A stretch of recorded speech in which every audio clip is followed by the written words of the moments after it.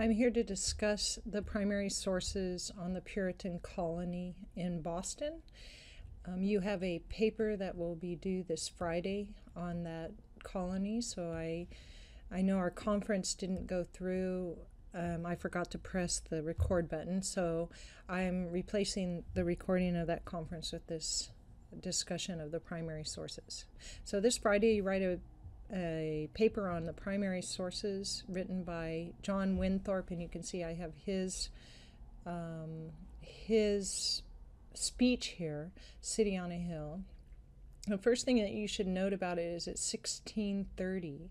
So you're writing me a paper about people in the 17th century and their ideas on and values. So the paper's definition is broad, but I'm going to draw your attention to some of the more important things that we usually look at these primary sources for. So John Winthrop's City on a Hill is a speech. It was given in 1630. And you'll see when 3 pages later, you have John Cotton's letter to Lord Say and Selle. He is a parliamentarian, so it's a private letter that's written between the two.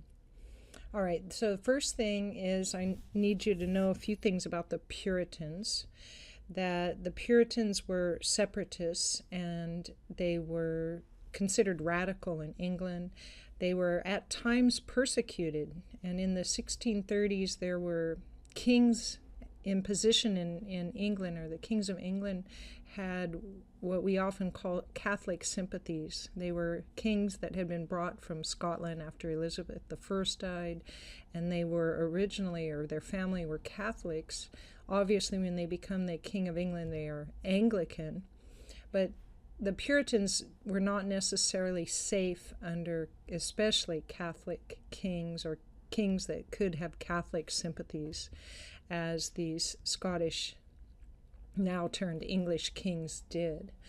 So that was part of the motivation to go set up a colony.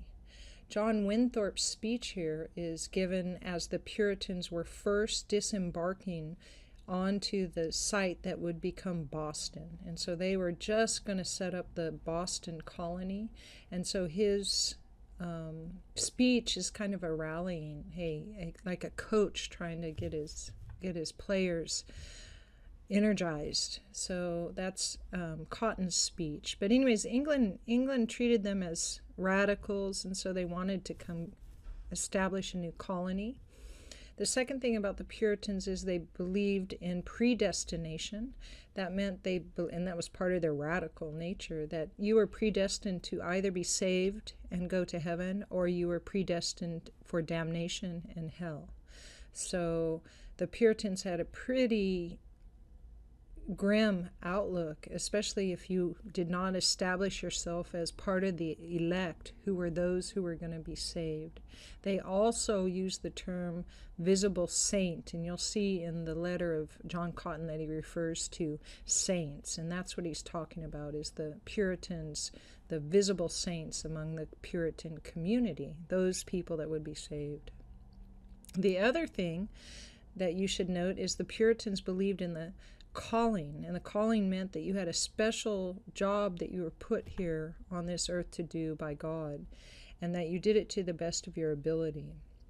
And that meant everybody. So if you were a blacksmith, a farmer, a window maker, a carpenter of any sort, no matter, a navigator, you did your job to the best of your ability because it was God's mission for you.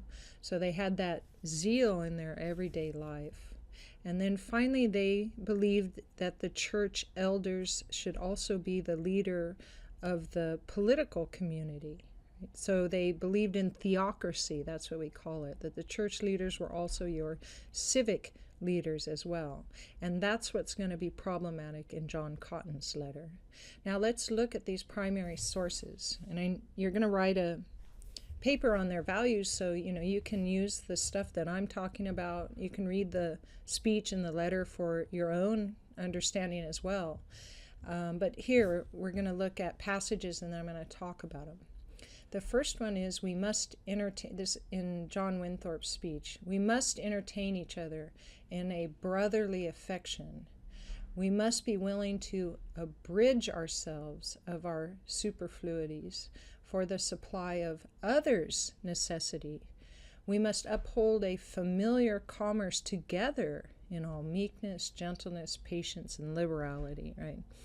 You can see the religious bent to it, that it's brotherly love, as we usually say with the Christian Bible and the Christian tradition, but also that you must abridge yourself, it says, so that you could secure the livelihood of the community or others' necessity. So you want to note in this City on a Hill speech that he's talking, and he says together many times, and as you go down you'll see that the individual is subordinated to the needs of the community. Now this is important because when we think of the American history, we come, and we're going to come across in this course, that the pageant to American individualism. And so our modern historians like to use this speech to show that when the colonies were formed, these were communal enterprises often, and the communal enterprise, the communal nature, was part of what made them succeed. So it's in contrast to the rest of the American tradition. And so our new historians look at it as, it wasn't always American individualism, but there was a lot of community involved in the forming of America, and certainly in this Boston colony.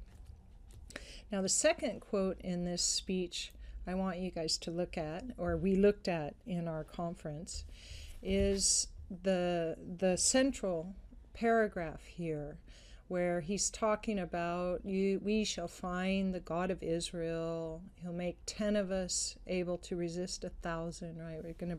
God is going to bring strength to our community, but strength to our community so that, and especially if we fulfill his mission, right? So that men shall say of succeeding plantations, the Lord make it like the New England. For we must consider that we shall be a city upon the hill. The eyes of all people are upon us. And then just a few things to note. Plantation here is used broadly, so he means colony or settlement would probably be a better substitute for it. So he's saying men shall say of succeeding settlements in the new territory, right? And also you want to know that the city on the hill is a biblical reference to a utopian society. And the Puritans believed that they were establishing a model for the world and that everybody was watching them. And it also shows you the zeal with which they went about the enterprise of establishing the Boston settlement, that they couldn't fail God in this mission. So the reason to note those things is that the Boston settlement succeeds beyond the wildest dreams even of these first settlers, and it's much more successful than the Jamestown and the lower southern colonies were.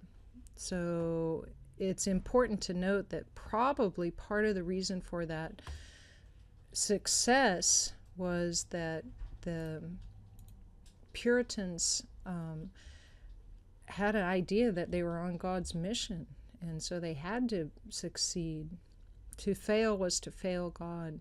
By the 1680s, they would have more people coming to their settlement than anywhere else in the colonies, and they would have almost 40,000 population in the Boston area. So it does succeed beyond their wildest dreams. The second letter here, again, you want to note the date. So we're in 1636. So it's a very early period in the settlement. And this is a letter to a parliamentarian. It is about the central theme here that you want to notice is the separation of church and state. And it's a separation of church and state that's not in its full conception as you guys understand it today. And so he's trying to draw a fine line between the religious and the civil community here. And so let's see how he does that. Remember that the Calvinists or the Puritans are theocrats by doctrine. So that's what Lord Say and Selle, the parliamentarian, is worried about, that they're going to have their religious authorities leading their civil authorities. And England has at least 100-year tradition in which they've tried to separate those two authorities. So here it is. Let's look at a few quotes. He says right off, you don't have the full letter, so you're starting in kind of in the middle of it, but the very first part of it is showing you that he says, well, God's institutions may be close and compact and coordinated to one to the other, and yet not confounded. So you want to note that his first statement is, and you guys can see what the editor is telling you actually about what God's institutions are, either the church or the commonwealth, and the commonwealth is the civil government. So essentially he says the church government and the civil government should not be confounded, right? They shouldn't be mixed up. And so he's assuring the parliamentarian, don't worry, we Puritans understand it that way, right? But then you have to go down and see, because he's got a longer argument to make, because you can't stop there. Not especially when you have most of your church members also in your government. So he says, but let's consider, right, that no man fashions his house to his hangings, but his hangings to his house. And so for John Cotton, that means that his house is God's house. So, and he's speaking to another Christian, so it's not really a unusual statement to say, look, we've just built God's house, and what we're going to do and what is natural is that the civil government fits into that house, and it's not the other way around. So that's the first point he wants to make that's a little bit subtle. And then as you go down, and there's a second highlighted area here, I'm going to come back to that later, but if you go all the way down, he starts to talk about the first rule, or the rule of appointing magistrates. And when you read magistrate, you want to just note that's a civil authority, a civil position. So he says, well, everybody knows that your governor or your magistrates, right, that there would be one of your brethren and that should be set over you, right? And so he says, look, we know that you're always going to appoint somebody that is from among your community, right? And so the community just happens to be mostly Puritan, right? So of course the civil magistrates are going to be Puritan. And hold on to that thought, because he's going to go down, he's going to talk more about why they kind of have religious officials also in their civil positions. But then he says down here right at the end, when your lordship, and that's Lord Say and Selle, right, doubteth that this course will draw all things under the determination of the church, right, and doubteth, right, he says, if basically he's saying if your lordship worries, right, that the way we're organizing things here in New England will draw all things under the determination of the church, be pleased to conceive that the magistrates are neither chosen to office in the church, right? Conceive, you could substitute that, just be pleased to understand or know, right, that the magistrates are neither chosen to office in the church, nor do govern by direction from the church, but by civil laws, and those enacted in general courts and executed in courts of justice by the governors and assistants, right? So here again, he says, we as Puritans understand that our magistrates, our civil officials are working with civil law, and the church is not appointing them, and the church is not telling them what to do, right? So we are not a theocracy. And he seems very defensive about that because there's good reason to worry that they would naturally be a theocracy. All right. And now I've skipped that one quote, right? Oh, I'm finally, sorry, I want this last quote here. You want to note where he says the visible saints. He says, "It will be no arrogance nor folly in church members, nor prejudice in the commonwealth, if voluntarily they never choose any civil judges, but from amongst the saints, such as church members are called to be." So there you go. He makes a very long argument about there should be a separation of church and state, but I hate to tell you that we really don't have a separation of church and state. All right, but in the meantime, I'm sort of reducing it a little bit. In the meantime, he has said we do understand that civil law and church law are separate. And so that's what you guys want to note, that even if they don't have a perfect, in your eyes, society where church and civil law are separate and people can go their own ways in that, even if that doesn't exist because they're all Puritans, so all their civil officials are going to be from the church, right? That they still understand that civil law and religious law are separate. And now I just want to draw your attention to two small quotes that are sort of sidelines. I often get students who think, wow, democracy just always existed, right? And the truth of the matter is it didn't. So you just want to note that he says things like this: democracy, I do not conceive that ever God did ordain as a fit government, either for church or the commonwealth, right? So he just says democracy is not a good government, right? And I like his next line, actually. If the people be governors, who shall be governed, right? So you can read a little bit more from Cotton on that, but he illustrates for you that they don't believe in democratic government, okay?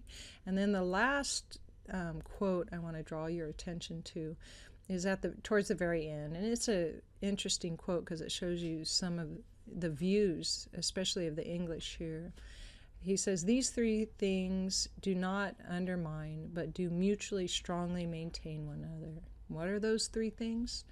Authority in magistrates, liberty in the people, and purity in the church.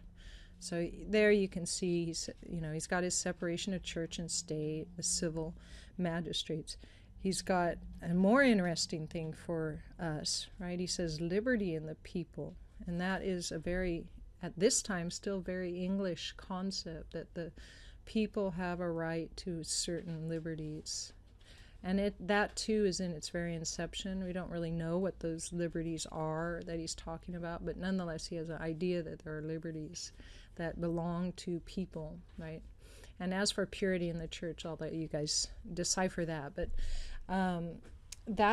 those are some of the main ideas that we get out of Cotton and John Winthrop's speech, City on a Hill. And those are the things you want to write about. I mean, that, and please read through these letters, but that should help you read through these letters to sort of understand what the main ideas or what these two men are trying to convey, either to their fellow shipmen like John Winthrop or to a parliamentarian who's a little bit worried that they might be a theocracy. Okay?